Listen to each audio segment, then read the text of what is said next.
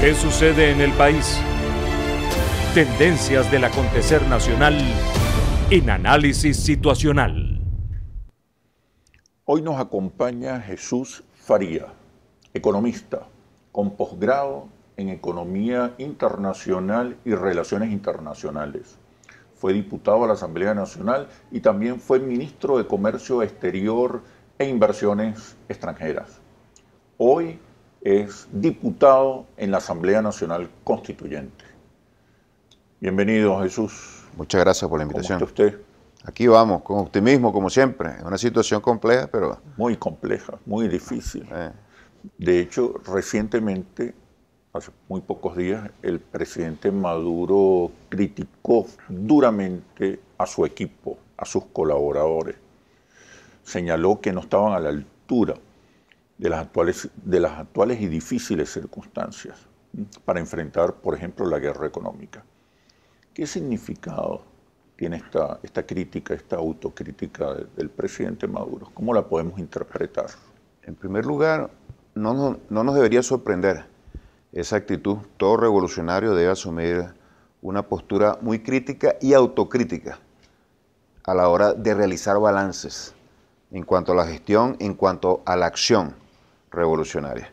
Y si observamos la situación del país, vemos que se profundiza una crisis muy aguda desde el punto de vista económico, con diversas causas: guerra económica, el agotamiento del modelo rentista, errores que hemos cometido, él mismo lo ha reconocido. En todo caso, yo creo que esa actitud es muy correcta porque nos permite evaluarnos sobre la base de la objetividad. ¿Qué estamos haciendo? ¿Qué hemos hecho bien y qué hemos hecho mal?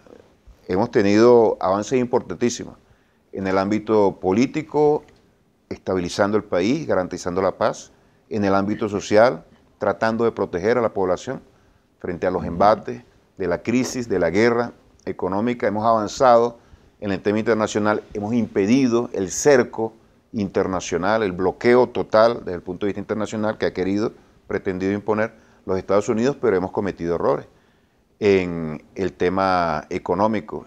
¿Qué errores, Jesús? Mira, en tu opinión. Exacto. A nosotros nos están atacando con medidas, con estrategias que muchos han catalogado convencionales y no convencionales. Guerra comunicacional, bloqueo financiero, especulación con la divisa, contrabando de extracción, incrementos terribles de los precios. Ahora, ¿cómo hemos reaccionado nosotros? ¿Cuáles son las políticas que nosotros hemos establecido para revertir el incremento de los precios, para revertir la caída de la producción, para revertir los impactos financieros que esto ha generado consigo y sobre todo los sociales? Desde el punto de vista militar, la Unión Cívica Militar, eso ha sido maravilloso, el despliegue de las masas populares, eso ha sido algo extraordinario. El Partido Socialista Unido de Venezuela al frente, el aprovechamiento del tejido internacional que dejó el comandante Chávez también de gran provecho, pero en lo económico creo que hay un error grave que hemos cometido. No disponemos aún de un programa económico integral y coherente que nos permita atacar la variable cambiaria, la variable fiscal, las variables monetarias, el tema productivo, el tema petrolero, el tema financiero internacional. Esto no significa que solo con las políticas económicas vamos a lograr el avance. Tiene que complementarse con otras políticas, que es lo que llamamos nosotros la respuesta no convencional. Pero sin política económica, nosotros lamentablemente no vamos a hacer. Yo pienso que son las mismas condiciones, porque si tú lees bien la agenda económica bolivariana de enero del año 2016, ahí no solamente estaban establecidos los motores, los 15 motores actualmente, y la necesidad de su despliegue al máximo, ahí estaban contempladas políticas concretas en lo fiscal, en lo cambiario, en lo alimentario, la necesidad de estimular la generación de divisas alternas al petróleo. Había un conjunto de elementos que nosotros no pudimos desarrollar de una manera plena, las líneas y las estrategias de política económica. Entonces sí hay un programa. Lo que ha sido difícil es ejecutarlo. Yo creo que hemos tenido problemas a la hora de su instrumentación y no son problemas imputables exclusivamente a nosotros. Son problemas que se desprenden de la misma conflictividad de la inestabilidad política nacional que ha habido. Y que tiene, por supuesto, un alcance internacional. Nosotros estamos sometidos a un bloqueo. Nosotros estamos sometidos a una amenaza de intervención militar. Nosotros estamos sometidos a una arremetida política de terror de corte fascistoide. Bajo esas circunstancias, ocuparse de la organización popular, de preservar la paz, de garantizar la soberanía del país y adicionalmente de enmendar los problemas económicos es un esfuerzo sumamente complejo.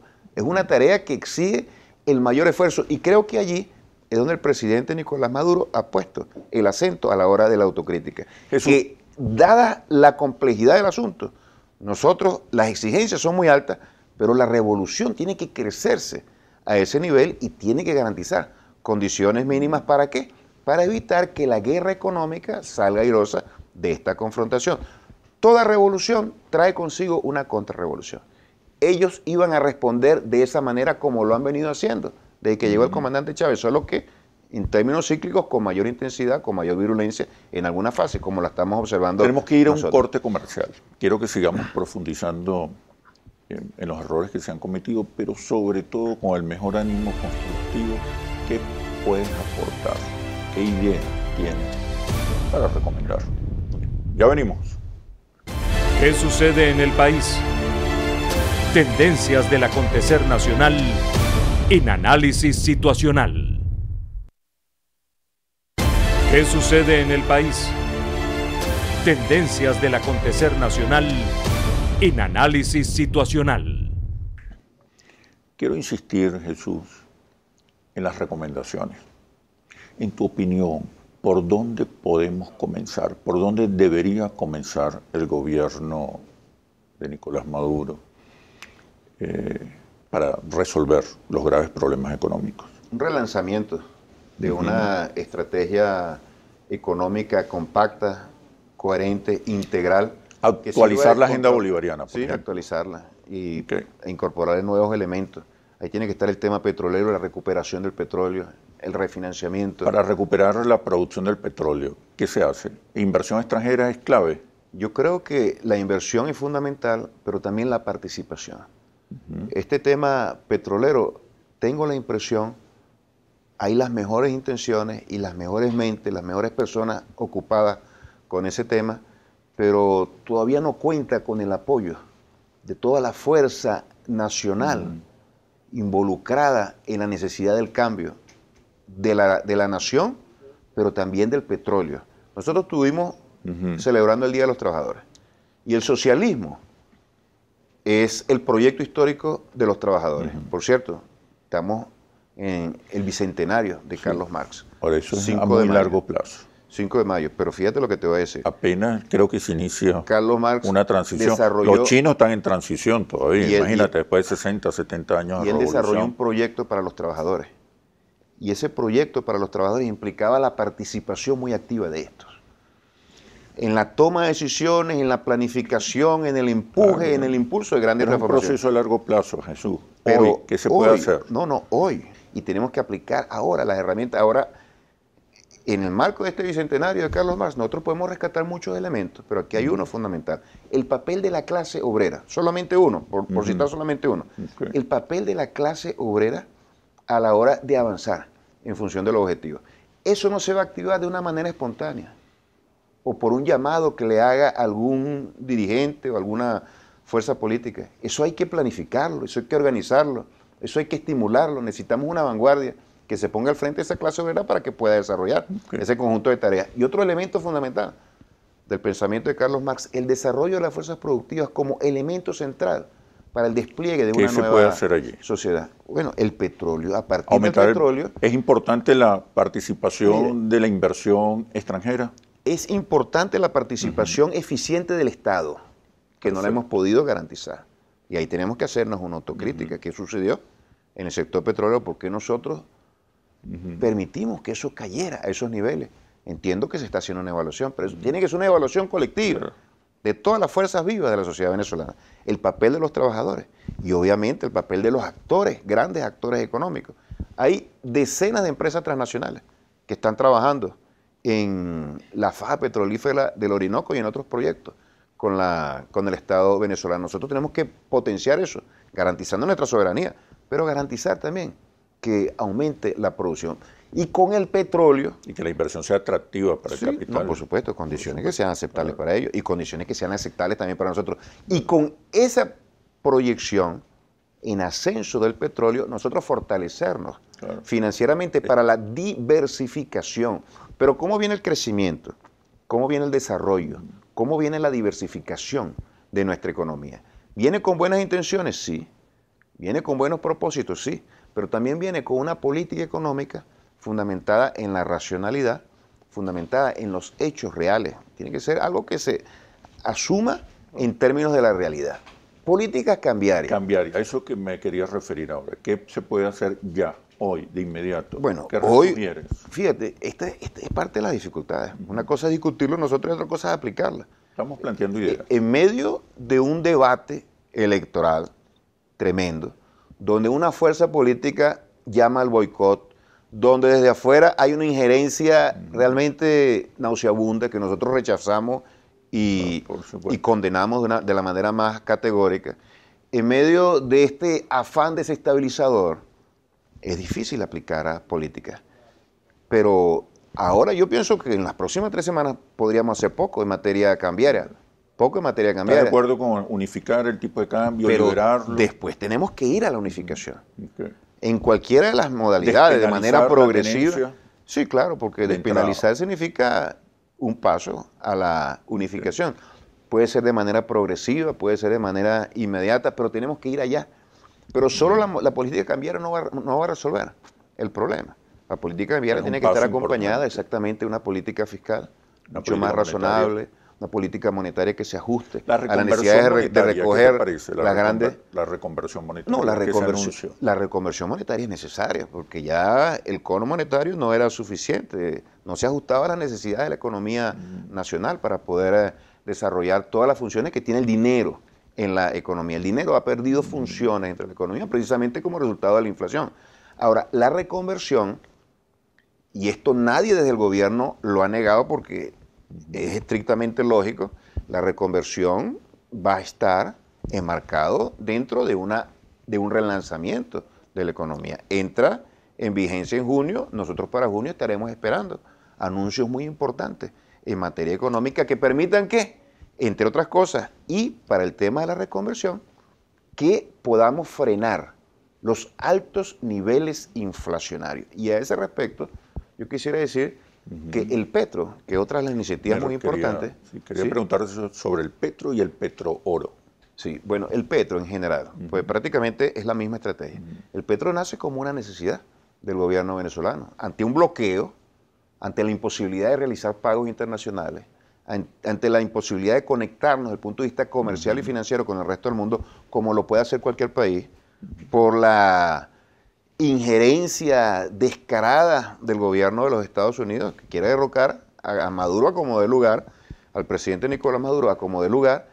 Bueno, nosotros teníamos un abanico de opciones, y esa era una opción, un instrumento que nos permite a nosotros captar recursos. El presidente ha anunciado más de 3.000 millones de dólares captados en las primeras de cambio. Eso es un éxito importante para un país que no tiene acceso a los mercados financieros internacionales, y un medio de pago para poder obtener el petrooro quizás tenga mayor posibilidades de éxito. Es un instrumento que va a tener diferentes expresiones y manifestaciones. Ahora, ese instrumento por sí solo no va a poder cumplir con todas las exigencias que en materia de financiamiento y en materia de desarrollo productivo se le plantea a la revolución y al país, pero es un instrumento muy importante y es un avance significativo. Hemos demostrado que el país tiene potencialidades, tiene las potencialidades suficientes para salir de esta situación. Ahora, es una herramienta, es un instrumento, es un mecanismo que complementariamente con otras políticas va a traer un conjunto de avances para nuestro país. Yo soy optimista en relación al tema económico. Primero, porque la magnitud de la crisis nos obliga ahora sí a tomar un conjunto de decisiones económicas que nos permitan arrancar de nuevo. ¿Es la dolarización una respuesta, una solución? Me respondes después que vengamos de los comerciales. Ya venimos. ¿Qué sucede en el país? Tendencias del acontecer nacional en Análisis Situacional. ¿Qué sucede en el país? Tendencias del acontecer nacional en Análisis Situacional. Te preguntaba, Jesús, sobre la dolarización. ¿Es realmente una respuesta, la mejor respuesta? Mira, te hablaba del optimismo. El tema electoral, cuando se defina, nos va a generar condiciones mucho más claras y expeditas para ocuparnos de manera concentrada y definitiva del tema económico. Y despejado el horizonte, nosotros desarrollaremos un plan económico, pero también las elecciones nos permiten contrastar las visiones y los programas. Y si algo le tenemos que agradecer al candidato de la oposición, Henry Falcón, es la sinceridad con la cual han expuesto parte de su programa de gobierno, dolarizar la economía. Eso sería un verdadero desastre para nuestro país. Y eso, por supuesto, también nos da optimismo porque el pueblo entiende lo que significa cambiar el signo monetario, que no solamente en lo que el hecho de que en lugar del bolívar comience a circular en la economía nacional el dólar. No, eso va mucho más allá, tiene implicaciones gravísimas. Todo Estado nacional tiene la facultad y la obligación de diseñar políticas en función de determinar cómo se gasta el ingreso, cómo se invierten los recursos, cómo se establecen los impuestos, cómo se fijan las tasas de interés, cómo se recoge la liquidez, cómo se inyecta liquidez en la economía y para qué, cómo se establece la tasa de cambio para conectarse con la economía mundial. Pues bien, en un escenario de dolarización, el gobierno nacional pierde todas esas facultades y la soberanía sobre esas decisiones son trasladadas al gobierno y a las autoridades económicas de los Estados Unidos. Ese es un primer elemento. Ya el gobierno no sería el actor fundamental en el desarrollo económico y social. Absolutamente grave, sobre todo para el diseño de políticas sociales que han tenido un impacto extraordinariamente positivo para el país. Se acabaría eso.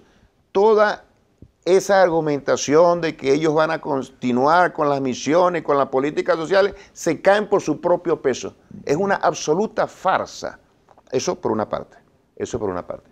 En segundo lugar, la economía venezolana se convertiría prácticamente en un apéndice de la economía norteamericana. Y si en estos momentos ellos están estableciendo boicot, están estableciendo bloqueos, están estableciendo ataques para desestabilizar nuestra economía por el hecho de repartir y distribuir la renta petrolera y diseñar una estrategia de justicia social, aquí no habrá un solo gobierno en este país que esté en capacidad de llevar a cabo de manera autónoma una política nacional. Hay muchísimas otras implicaciones, pero yo voy a mencionar dos más. Nosotros vamos hacia el desarrollo. Lo decía también Marx. El socialismo es el resultado del desarrollo de las fuerzas productivas, no como una forma mecánica, sino señalando que no habrá socialismo si no hay el despliegue a un altísimo nivel de la fuerza productiva. Exactamente. Ahora, ¿cómo vamos a desarrollar el país? Nosotros tenemos que diversificarnos. Ahora, yo digo, ¿cómo vamos a sustituir importaciones? ¿Cómo vamos a promover exportaciones si la tasa de cambio no va a constituirse en el instrumento por excelencia para direccionar al aparato productivo? Entonces, todos los países de la región, que es nuestro espacio geoeconómico de competencia, van a tener sus tasas de cambio para poner su producción competitiva. Pero nosotros no, porque vamos a estar atados al dólar. Eso por una parte. Y lo segundo, ¿quién pone esos dólares? Para dolarizar la economía se necesitan dólares. Aquí no hay dólares para dolarizar la economía. Nosotros lo que estamos denunciando, o yo particularmente, no voy a involucrar a nadie acá, que la candidatura de la oposición ha pactado con los centros financieros internacionales a través de un actor fundamental en su equipo de gobierno, que ha venido desde Nueva York con la intención de poner en bandeja de plata la economía venezolana para el saqueo de los inversionistas y los capitales extranjeros, porque dolarizar la economía va a significar la venta de los activos del país a precios de gallina flaca porque van a colocar una tasa de cambio que va a favorecer tremendamente la inversión extranjera, pero no para atraerla en función del desarrollo nacional, sino para atraerla en función de el despojo de todos nuestros activos. Entonces, yo lo que digo, ¿cuáles son los principios que rigen la candidatura de la oposición en el marco del proceso de dolarización? No tienen absolutamente ninguna vinculación con lo nacional. Aquella denuncia que se ha hecho, para finalizar, Chema, aquella denuncia que se ha hecho, que la oposición no guarda absolutamente ningún vínculo con la menor raíz de patriotismo hacia los sentimientos, hacia los símbolos, hacia nuestro pueblo, es absolutamente cierta y se evidencia en la propuesta de la oposición. Aquello de que van a dolarizar los salarios y que, por supuesto, ante la situación inflacionaria tan grave que estamos viviendo, puede resultar absolutamente atractiva. No deja de ser una manifestación más de la demagogia que siempre ha practicado la derecha venezolana en actos electorales para ganarse la simpatía y la confianza del electorado venezolano. Pero aquí están chocando con una realidad, y la realidad es un pueblo cada vez más consciente, crítico de la situación, pero consciente de lo que está ocurriendo y consciente también de cuáles son las soluciones que podemos adoptar en el futuro y que siempre estarán vinculadas al chavismo y en este caso al candidato de la Revolución Bolivariana. Muchísimas gracias por este análisis. Gracias a ti. No nos alcanzó, pero